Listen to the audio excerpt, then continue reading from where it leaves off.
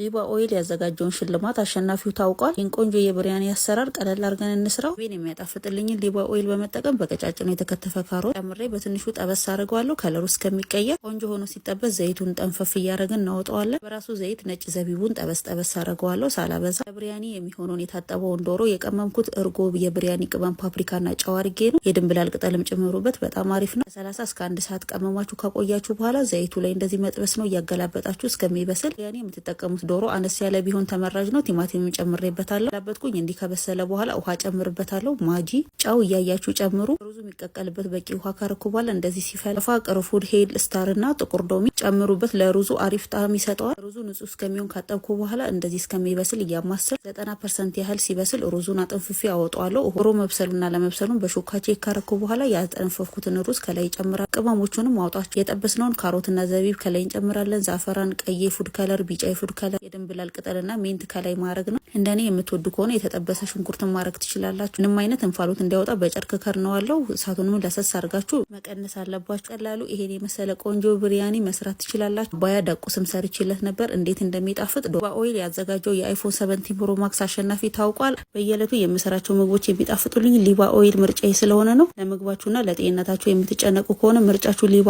ኦይል ይሁን። የዛሬው የብሪያኒ ሬሲፒ ይሄን ይመስላል። ሁላችሁ ሞክሩ። ተወዳችኋለሁ። ባይ